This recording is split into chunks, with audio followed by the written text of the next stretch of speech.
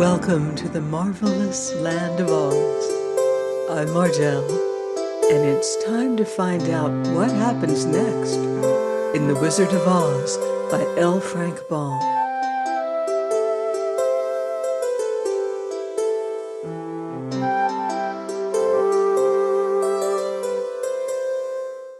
Chapter 5. The Rescue of the Tin Woodman. When Dorothy awoke, the sun was shining through the trees, and Toto had long been out chasing birds around him and squirrels. She sat up and looked around her. There was the Scarecrow, still standing patiently in his corner, waiting for her. "We must go and search for water," she said to him. "Why do you want water?" he asked. "To wash my face clean after the dust of the road, and to drink so the dry bread will not stick in my throat." "It must be inconvenient to be made of flesh," said the Scarecrow thoughtfully, "for you must sleep and eat and drink. However, you have brains, and it is worth a lot of bother to be able to think properly."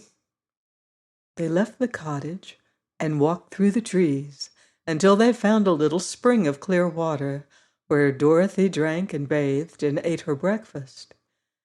She saw there was not much bread left in the basket, and the girl was thankful the Scarecrow did not have to eat anything, for there was scarcely enough for herself and Toto for the day. When she had finished her meal and was about to go back to the road of yellow brick, she was startled to hear a deep groan nearby. "What was that?" she asked timidly. "I cannot imagine," replied the Scarecrow, "but we could go and see." Just then another groan reached their ears, and the sound seemed to come from behind them. They turned and walked through the forest a few steps, when Dorothy discovered something shining in a ray of sunshine that fell between the trees. She ran to the place and then stopped short with a cry of surprise. One of the big trees had been partly chopped through, and standing beside it, with an uplifted axe in his hands, was a man made entirely of tin. His head and arms and legs were jointed upon his body, but he stood perfectly motionless, as if he could not stir at all. Dorothy looked at him in amazement, and so did the Scarecrow, while Toto barked sharply and made a snap at the tin legs, which hurt his teeth. "Did you groan?" asked Dorothy. "Yes," answered the Tin Man, "I did. I've been groaning for more than a year, and no one has ever heard me before or come to help me." "What can I do for you?" she inquired softly, for she was moved by the sad voice in which the man spoke. "Get an oil can and oil my joints," he answered. "They are rusted so badly that I cannot move them at all. If I am well oiled, I shall soon be all right again. You will find an oil can on a shelf in my cottage." Dorothy at once ran back to the cottage and found the oil can, and then she returned and asked anxiously, "Where are your joints?" "Oil my neck first," replied the Tin Woodman. So she oiled it, and as it was quite badly rusted, the Scarecrow took hold of the tin head and moved it gently from side to side until it worked freely, and then the man could turn it himself.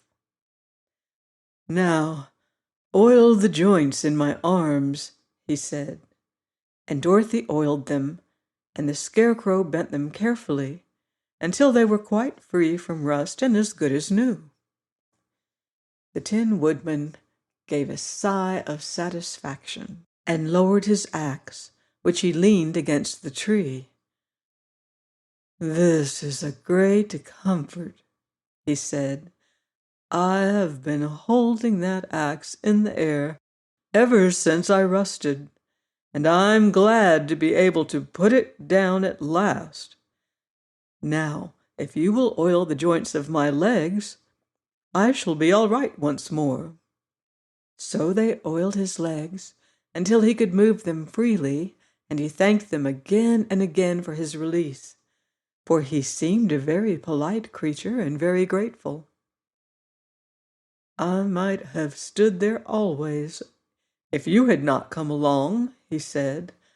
"So you have certainly saved my life. How did you happen to be here?" "We are on our way to the Emerald City to see the Great Oz," she answered, "and we stopped at your cottage to pass the night." "Why do you wish to see Oz?" he asked. "I want him to send me back to Kansas, and the Scarecrow wants him to put a few brains in his head," she replied. The Tin Woodman appeared to think deeply for a moment.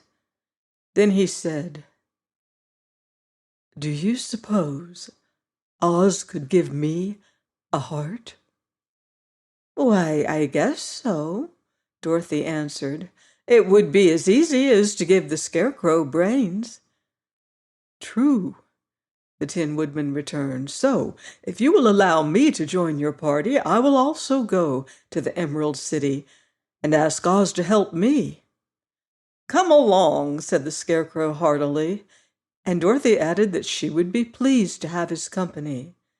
So the Tin Woodman shouldered his axe, and they all passed through the forest until they came to the road that was paved with yellow brick. The Tin Woodman had asked Dorothy to put the oil can in her basket, for, he said, if I should ever get caught in the rain and rust again, I would need the oil can badly. It was a bit of good luck to have their new comrade join the party, for soon after they had begun their journey again, they came to a place where the trees and branches grew so thick over the road that the travelers could not pass. But the Tin Woodman set to work with his axe and chopped so well that he soon cleared a passage for the entire party. Dorothy was thinking so earnestly as they walked along that she did not notice when the Scarecrow stumbled into a hole and rolled over to the side of the road. Indeed, he was obliged to call her to help him up again. "Why didn't you walk around the hole?" asked the Tin Woodman. "I don't know enough," replied the Scarecrow cheerfully. "My head's stuffed with straw, you know, and that is why I'm going to Oz, to ask him for some brains." "Oh, I see," said the Tin Woodman. "But, after all, brains are not the best things in the world." "Have you any?" inquired the Scarecrow. "No, my head is quite empty," answered the Woodman. "But once I had brains and a heart also, and so, having tried them both, I should much rather have a heart." "And why is that?" asked the Scarecrow. "I will tell you my story, and then you will know." So while they were walking through the forest, the Tin Woodman told the following story. "I was born the son of a woodman who chopped down trees in the forest and sold the wood for a living. When I grew up, I too became a wood chopper, and after my father died, I took care of my old mother as long as she lived. Then I made up my mind that instead of living alone, I would marry, so that I might not become lonely. There was one of the Munchkin girls who was so beautiful that I soon grew to love her with all my heart. She, on her part, promised to marry me as soon as I could earn enough money to build a better house for her. So I set to work harder than ever. But the girl lived with an old woman who did not want her to marry anyone, for she was so lazy she wished the girl to remain with her and do the cooking and the housework. So the old woman went to the Wicked Witch of the East and promised her 2 sheep and a cow if she would prevent the marriage. Thereupon the Wicked Witch enchanted my axe, and when I was chopping away at my best one day, for I was anxious to get the new house and my wife as soon as possible.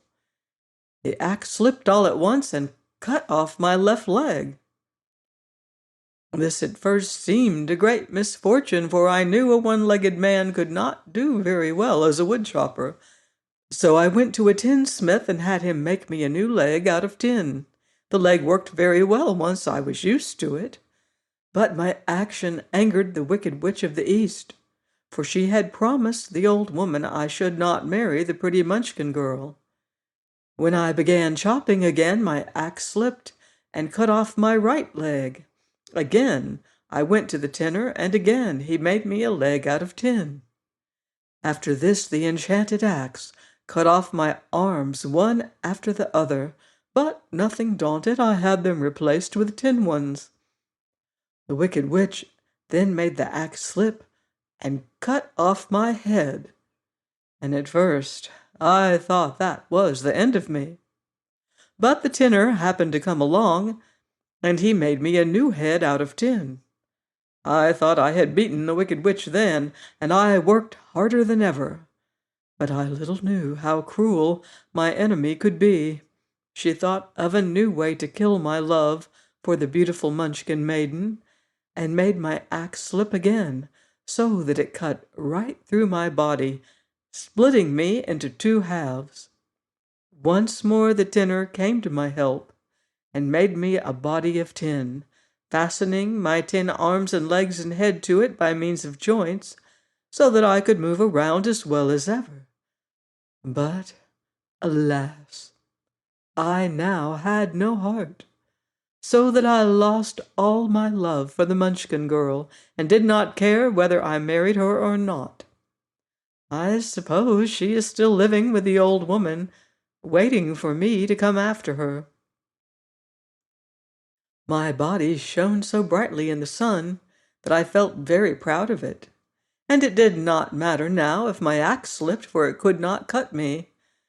There was only one danger, that my joints would rust, but I kept an oil can in my cottage, and took care to oil myself whenever I needed it. However, there came a day when I forgot to do this, and being caught in a rainstorm, before I thought of the danger, my joints had rusted, and I was left to stand in the woods until you came along to help me. It was a terrible thing to undergo, but during the year I stood there, I had time to think that the greatest loss I had known was the loss of my heart. While I was in love, I was the happiest man on earth, but no one can love who has not a heart.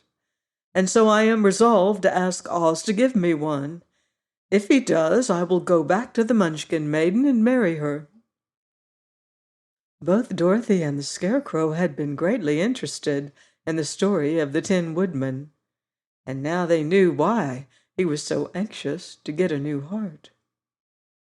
"All the same," said the Scarecrow, "I shall ask for brains instead of a heart.